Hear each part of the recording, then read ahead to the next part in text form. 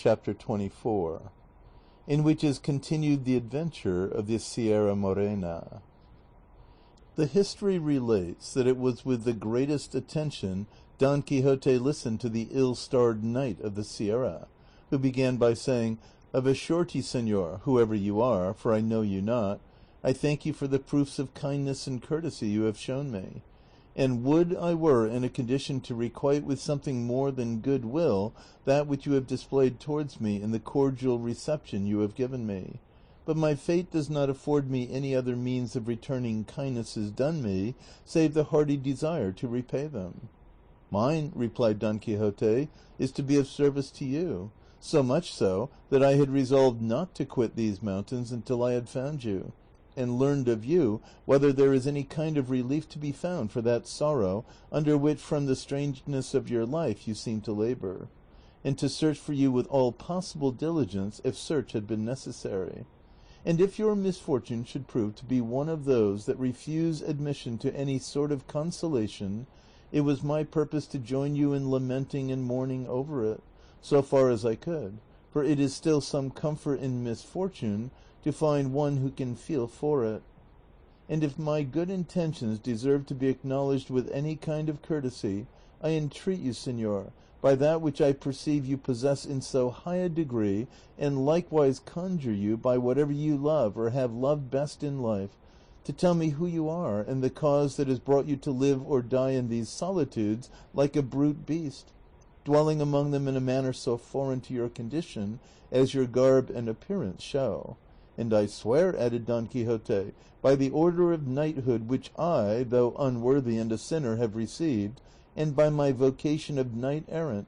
if you gratify me in this, to serve you with all the zeal my calling demands of me, either in relieving your misfortune, if it admits of relief, or in joining you in lamenting it, as I promised to do." The knight of the thicket, hearing him of the rueful countenance talk in this strain, did nothing but stare at him, and stare at him again, and again survey him from head to foot, and when he had thoroughly examined him, he said to him, "If you have anything to give me to eat, for God's sake give it me, and after I have eaten, I will do all you ask in acknowledgment of the good will you have displayed towards me." Sancho from his sack and the goatherd from his pouch furnished the Ragged One with the means of appeasing his hunger, and what they gave him he ate like a half-witted being, so hastily that he took no time between mouthfuls, gorging rather than swallowing, and while he ate, neither he nor they who observed him uttered a word. As soon as he had done, he made signs to them to follow him, which they did, and he led them to a green plat which lay a little farther off around the corner of a rock.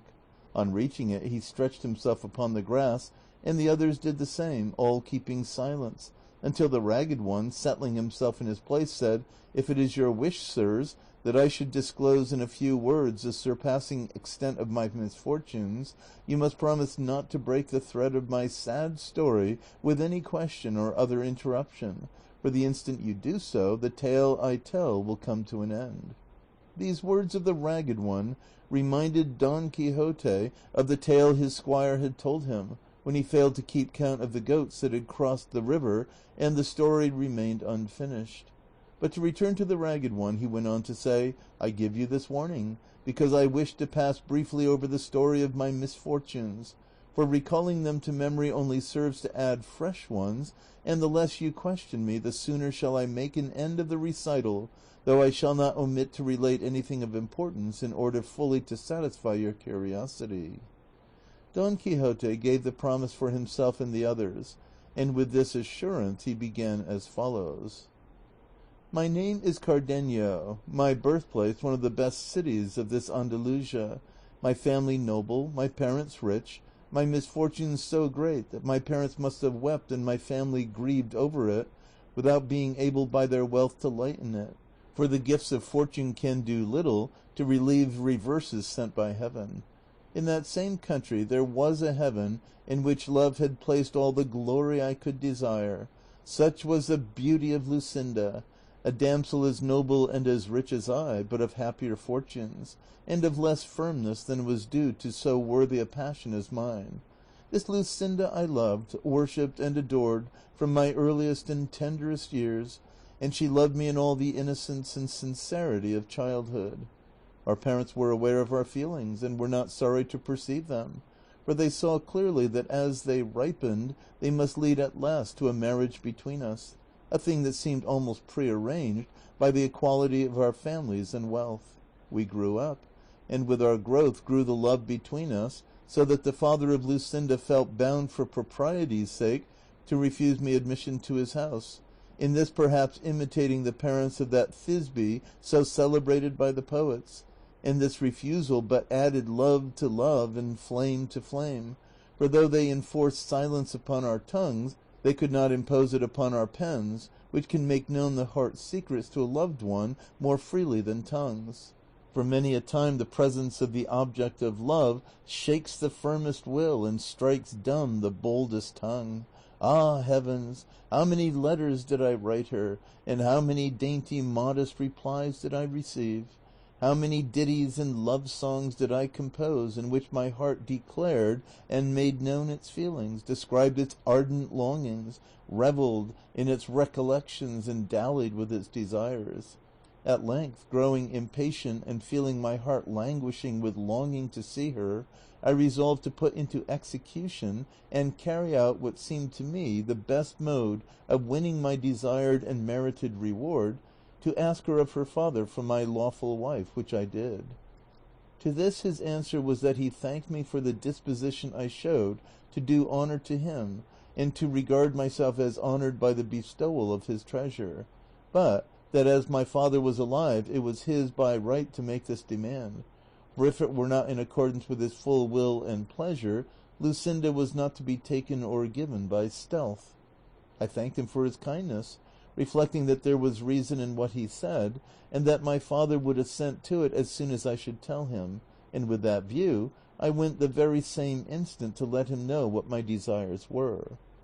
When I entered the room where he was, I found him with an open letter in his hand, which, before I could utter a word, he gave me, saying, "By this letter thou wilt see, Cardenio, the disposition the Duke Ricardo has to serve thee." This Duke Ricardo, as you, sirs, probably know already, is a grande of Spain, who has his seat in the best part of this Andalusia. I took and read the letter, which was couched in terms so flattering that even I myself felt it would be wrong in my father not to comply with the request the Duke made in it, which was that he would send me immediately to him, as he wished me to become the companion, not servant, of his eldest son, and would take upon himself the charge of placing me in a position corresponding to the esteem in which he held me. On reading the letter my voice failed me, and still more when I heard my father say, "2 days hence thou wilt depart, Cardenio, in accordance with the Duke's wish, and give thanks to God, who is opening a road to thee by which thou mayest attain what I know thou dost deserve." And to these words he added others of fatherly counsel.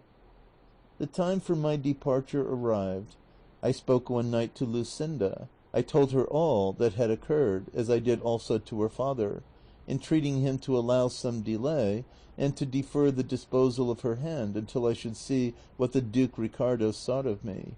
He gave me the promise, and she confirmed it with vows and swoonings unnumbered. Finally, I presented myself to the Duke, and was received and treated by him so kindly that very soon envy began to do its work, the old servants growing envious of me, and regarding the Duke's inclination to show me favor as an injury to themselves. But the one to whom my arrival gave the greatest pleasure was the Duke's second son, Fernando by name, a gallant youth of noble, generous, and amorous disposition, who very soon made so intimate a friend of me that it was remarked by everybody, for though the elder was attached to me and showed me kindness, he did not carry his affectionate treatment to the same length as Don Fernando. It so happened, then, that as between friends no secret remains unshared, and as the intimacy I enjoyed with Don Fernando had grown into friendship, he made all his thoughts known to me, and in particular a love affair which troubled his mind a little. He was deeply in love with a peasant girl, a vassal of his father's, the daughter of wealthy parents, and herself so beautiful, modest, discreet, and virtuous that no one who knew her was able to decide in which of these respects she was most highly gifted or most excelled.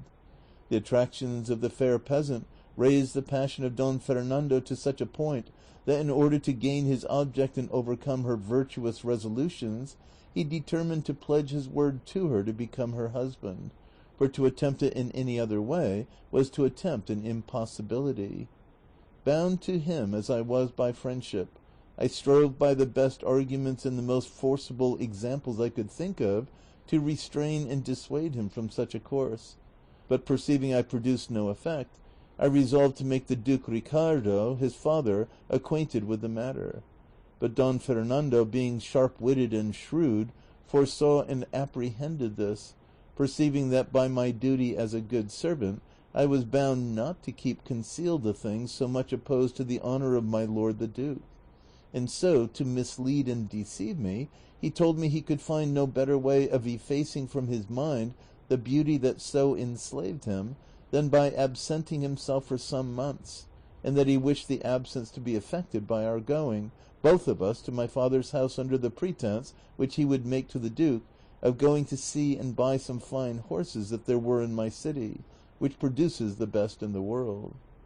When I heard him say so, even if his resolution had not been so good a one, I should have hailed it as one of the happiest that could be imagined, prompted by my affection, seeing what a favorable chance and opportunity it afforded me of returning to see my Luscinda. With this thought and wish, I commended his idea and encouraged his design, advising him to put it into execution as quickly as possible, as, in truth, absence produced its effect in spite of the most deeply rooted feelings. But, as afterwards appeared, when he said this to me, he had already enjoyed the peasant girl under the title of husband, and was waiting for an opportunity of making it known with safety to himself, being in dread of what his father the Duke would do when he came to know of his folly.